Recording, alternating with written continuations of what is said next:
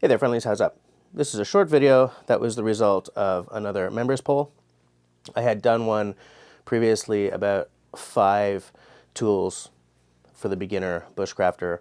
I asked if anyone was interested in seeing the 5-tool rule video, and the vote went in that direction. So here we are.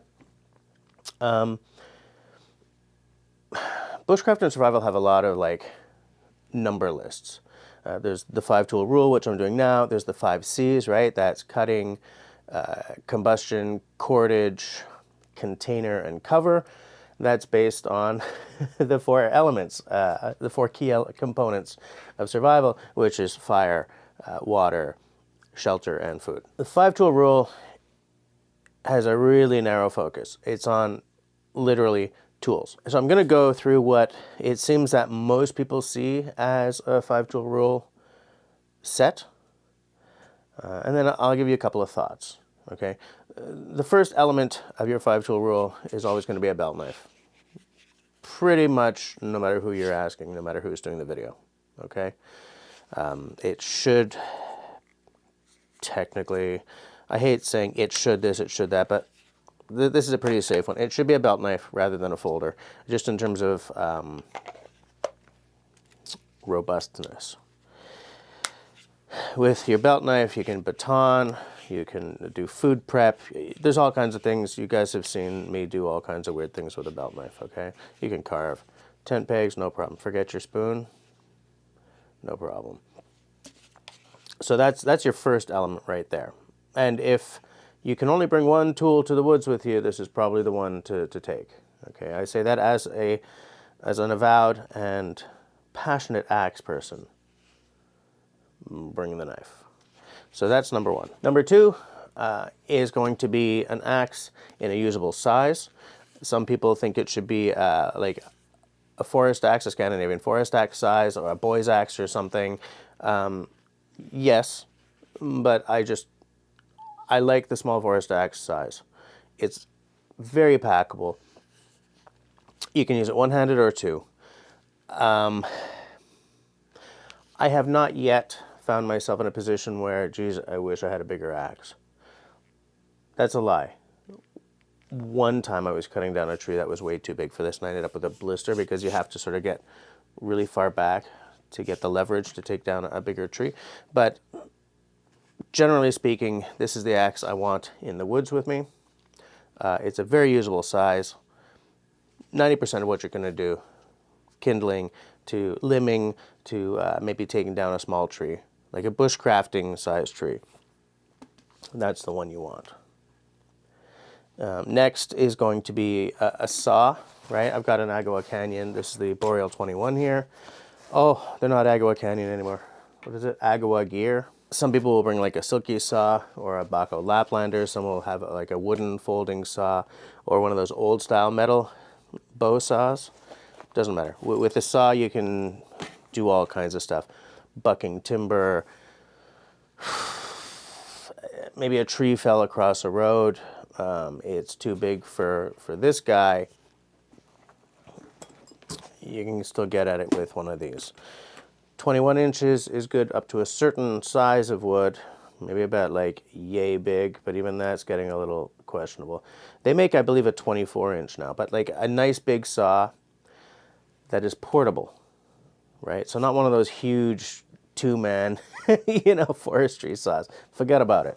It's got to be something you can pack. A lot of guys, Dave Canterbury, for instance, will say that you should have a hook knife with you or a spoon knife. Different names, same essential thing. Say you forgot your spoon or threw it into the lake by accident like I did. This and your knife will get you a spoon. Just this will get you a spoon-like thing like I had during that trip. But if you want the actual bowl of a spoon so that you can scoop up soup or whatever, this will definitely help you. There's all kinds of things you can do with this, right? You can use it like this way, to carve. Maybe you want to make some pegs for something. So yeah, that's another element in your 5-tool rule. And the last, and one that you wouldn't necessarily think about, is an awl. okay? An awl is real important. If you have to stitch together, something made of leather in an emergency or whatever, hole. If you want to make a hole in some wood for something, awl. If you want to scratch, if you want to mark something, scratch it just real simple instead of taking your knife out of its belt because you don't want to carve a hole, blah, blah, blah, whatever. An awl is good for a whole bunch of things. Now, here's the thing. First of all, the 5-tool rule is kind of more of a survival thing than a bushcraft thing or a camping thing. Although if I go car camping, boom, this is all coming with me. If I'm bushcrafting or I'm accidentally camping, which is what survival is, this is a lot of stuff to have in a bag. If I'm out on a trip, okay, I forget the awl all the time. I know it's important to have. I forget to pack this constantly, and I never think to pack this guy. I would have loved to have had it along when I was doing my camping trip in Ontario in September, October. Because of the fact that, I'm sort of jokingly referring to leaving your spoon at home, I lost my spoon. So that would have been amazing. But I never think to bring one of these. These three guys here, axe, saw of some sort, and belt knife, these come with me all the time. You can do 95% of what you need to do with these tools. You can even sort of, it's a lot of work, you can make a spoon by starting a fire, taking an ember and putting it on the wood that you want to make the bowl with the spoon in, and let it burn down into the wood to make a bit of a depression. Then you get it out. Then I guess you rub the cinders off, or maybe you just love the taste of burnt wood or something. But what I'm saying is, of these 5 things, the 5-tool rule is a philosophy, and I don't always bring 5 tools with me. If I'm packing far, I want to pack as few things as possible. It's really hard to get a good sheath for one of these. I don't want to reach into my bag and need stitches because of this thing. I really should do better with the awl, though. And again, this is philosophy, right? This is not sort of hard and fast rules. I can see one major change happening just in a geographical context, right? This is great if you're northern forest, boreal, down around Montreal, probably about halfway down through the States or whatever. But if you're somewhere equatorial, tropical, you're probably going to want to swap this out for like a machete or a kukri or something like that, like a big honkin' chopper. That'll do you much, much better when you're bushwhacking in more of a jungle situation than a northern forest.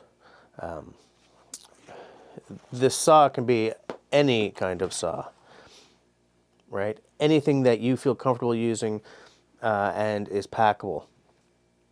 And in some areas, you may not need a 21-inch, right? If you live in a bamboo forest, you may be great with just a silky saw. Bamboo forest? Do they have forests? You know what I'm saying? Like, geography massively affects what your 5-tool rule is going to be. So that's all she wrote. Thanks for hanging out with me for this little 5-tool rule video. I hope you guys found it informative and interesting. As I always say, if you like what I'm doing, then please do the following 3 things. 1, comment down below. Do you like these little listicle things? Do you want me to do one on the 5 C's? 2nd, please share this video. That helps me more than you could possibly imagine. And 3rd, leave me a smiley thumb. If you don't like what I'm doing, that's all right. Leave me a frowny thumb. Thanks for watching, guys.